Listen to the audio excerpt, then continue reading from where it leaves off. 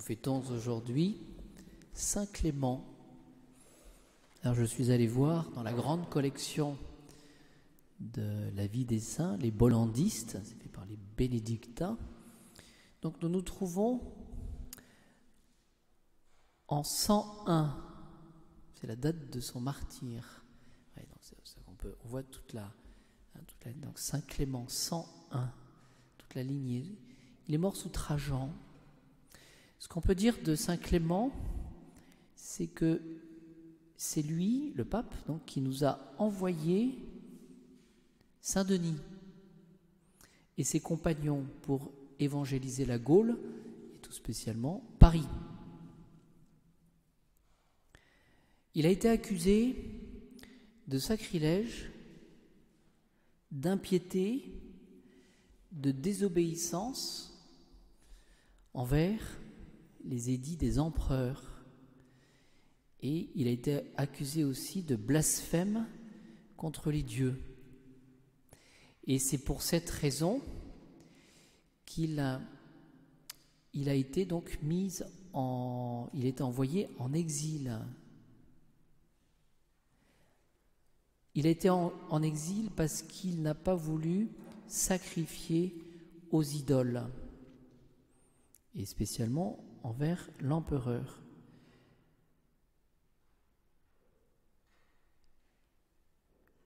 Le questeur, celui qui l'a envoyé, qui a essayé de tout faire d'ailleurs, parce qu'il est réputé pour sa bonne foi, pour son détachement des biens de la terre, pour la miséricorde envers les pauvres et la charité envers les malades.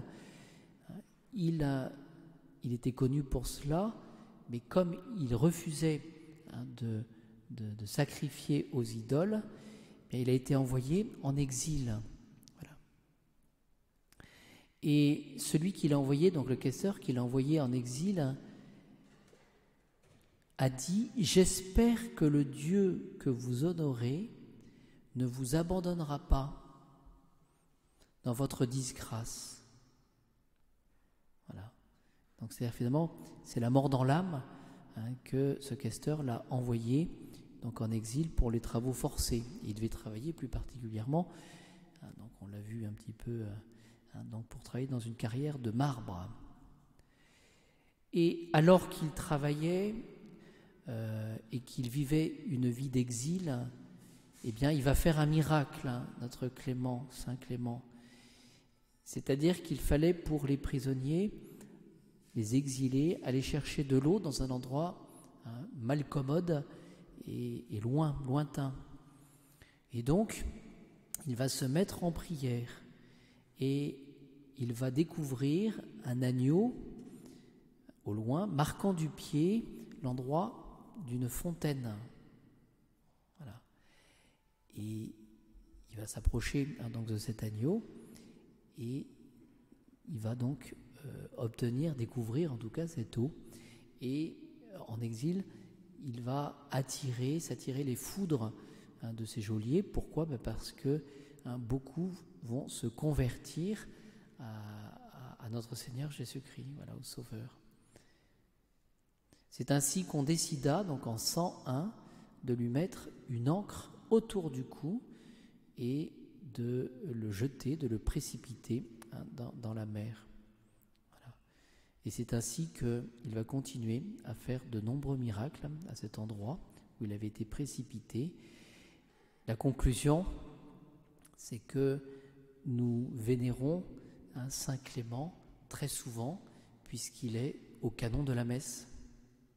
L'un, Clé, Clément. Voilà.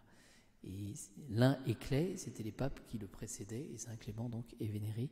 Voilà. Donc j'espère que ce petit rappel géographique va nous aider justement à prier Saint Clément pour la fermeté de sa foi. Il est resté courageux jusqu'au bout parce qu'il avait compris qu'être disciple de notre Seigneur Jésus-Christ, c'était le suivre bien sûr pour la résurrection, pour ressusciter avec lui, mais c'était aussi le suivre pour pouvoir dans sa croix, dans sa passion, la passion de Jésus.